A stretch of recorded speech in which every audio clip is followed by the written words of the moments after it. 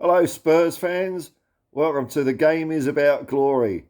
And I heard on the grapevine that the thing to get your channel up is to do loads of content, so I might as well just do another one. I wanted to just talk about my early days going to Tottenham and what it meant for me as a kid and how I felt about it.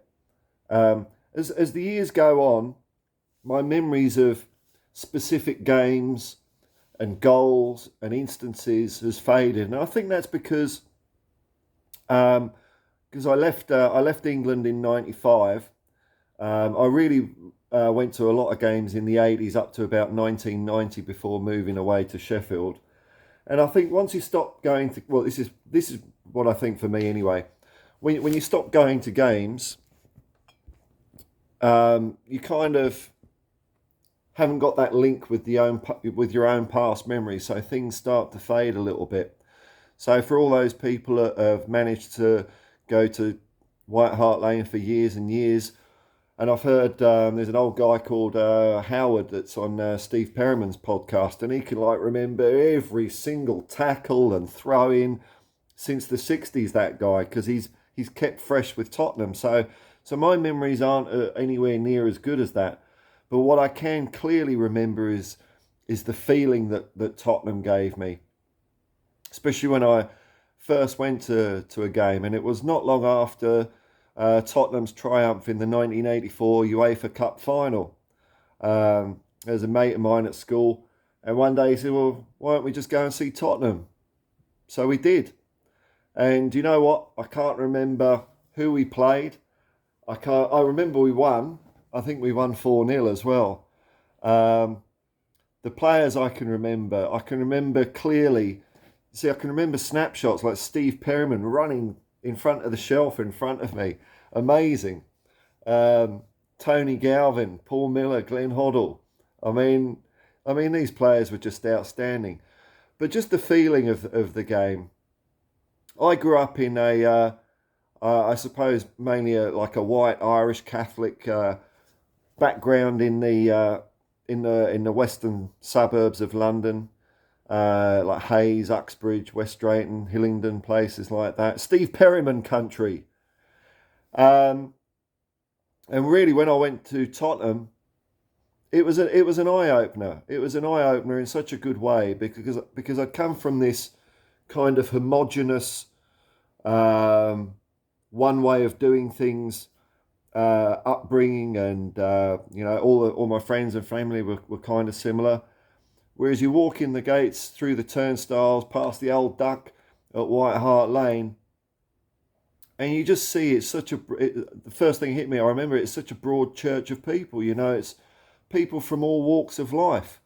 There were rich and poor, people from all sorts of nationalities or backgrounds, beliefs, everything.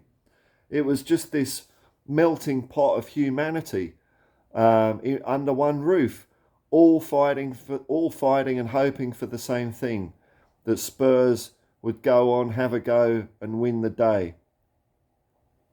I didn't know when I first went that Tottenham had the reputation of being a Jewish club. I had no idea about that. I just knew it as like the team, Steve Archibald and Garth Crooks and Ozzy Ardiles, people like that. I didn't even know what the makeup of the fans was like. And I remember at the first game where I remember the crowd shouting "Yido, Yido," and I turned to my mate because even though I was from a sheltered background, I knew that was like one of those dodgy words. You don't go around shouting that. That's just not cool, man. And I said to my mate, I said, what's going on here? Why are they shouting that? And he said, well, Tottenham is a Jewish club. And I still thought, that's a bit odd, isn't it? That's a bit odd.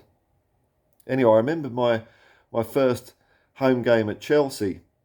And that's when I first heard the Chelsea fans singing disgusting songs about, about the Holocaust and Auschwitz and gas chamber noises.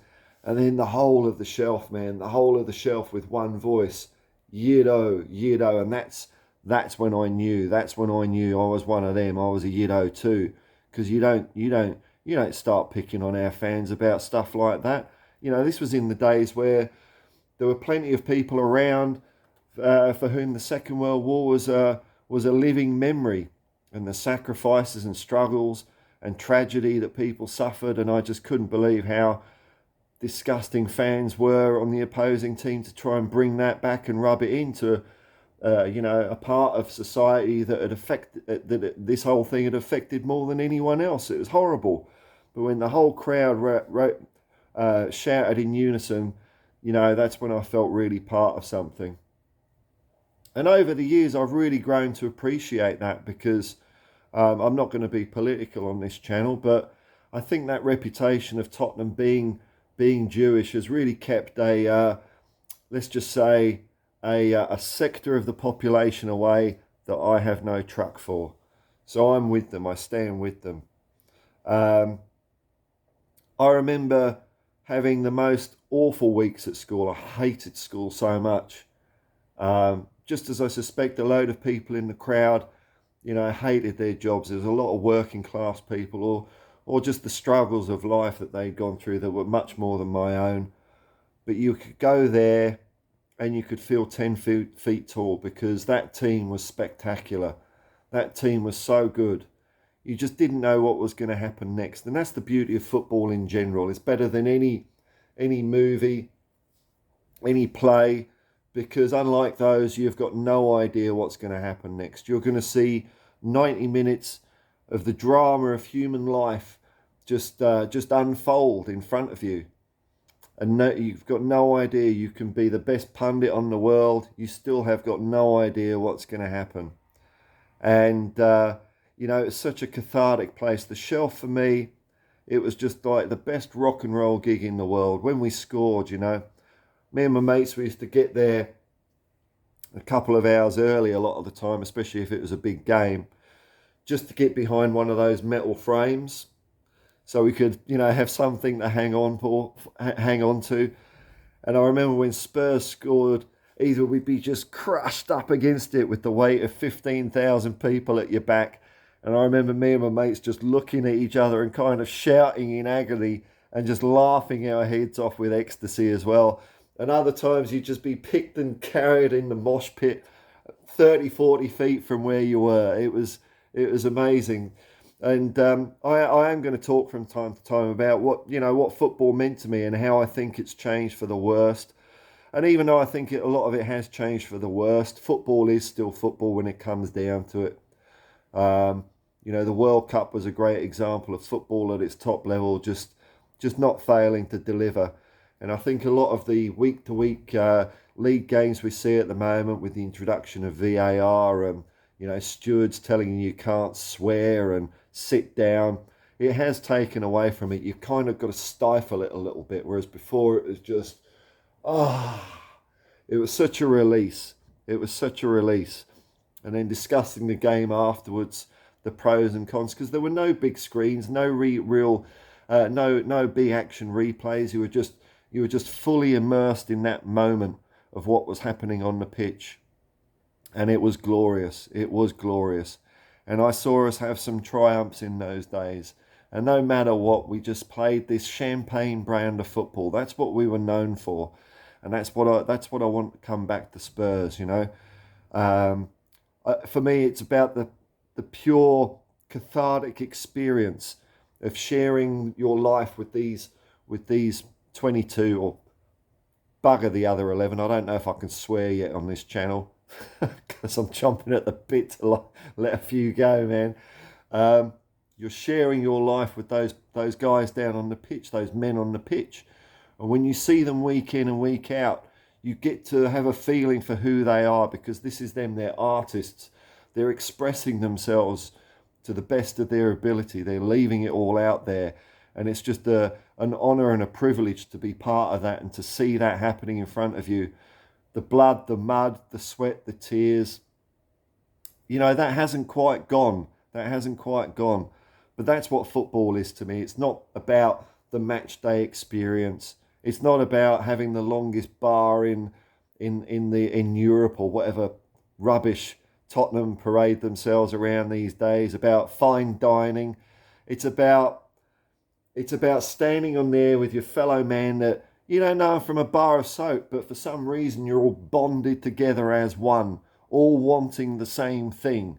Doesn't matter where you've come from, what you're thinking. From that moment you realise that, you know, man, no matter what our differences are, we're all the same when it comes down to it. It's a great lesson in humanity. I'm a great believer in football or sport in general. The more that we plough everything we've got into either following that, or people who choose to make that the career and excel out of it, the more we focus all our emotion, whether it's love, even hate for the opposing fans. It's harmless hate, you know, and it lets that out of you. We're complicated beings, us human beings, you know, all buggered up in their head. You've got no idea what bugger it up at us is going on in someone's head, but you can let all that emotion out, because we've got nowhere for it. If we want to progress as a species, we've got to stop all the, you know, countries shooting each other and all this stuff. And if you can let it all out, like let the tap out in the sporting arena, I think it is a genuinely powerful and good thing for humanity. So when people say that sport is just meaningless, it's rubbish, to me it's an important part of the human existence. It goes hand in hand with art. You know, for me, I'm a big music lover. Play bass guitar. It allows you to feel unbridled. You know, you're not walking around bottling up. As I walk around big cities, the one thing I see missing is smiles. I don't see smiles walking around. People are preoccupied. But sport can give that to you. It can make you feel a hero. It can make you feel like the biggest loser on the planet. You know, it's the yin and yang. You know, we can never forget the roots of why the game's here. And as time goes on and it's been flowered up and sanitized, it kind of has been built to appeal to all these people that weren't bloody interested in it in the first place. And it's watered down what made it important for the ones of us that found it usually at an early age. But football's still there. Football's still football. And it's so powerful that even these people that have come along lately, I'm hoping that, you know, bit by bit, it gets in their hearts too. And it doesn't just become, you know, taking a selfie on the stand. Oh, look, I'm at the Tottenham Hotspur entertainment complex today. It's about, it's not about taking selfies. It's not about videoing things with your phone. It's not about downloading the stadium app of where you are for real-time statistics and augmented reality. You know, you're paying good money to be there, not to be a slave to your phone all the time, as I hypocritically say this while talking into a phone. That's what football means to me. It's the emotion. That's why I think as time's marched on for me, my memories are of the strong passion I felt, and the way it just simply made my life better, and it continues to make my life better to this day. And I'm hoping it does that for you out there, you know, and I'm hoping that we have a lot to shout about on this pitch.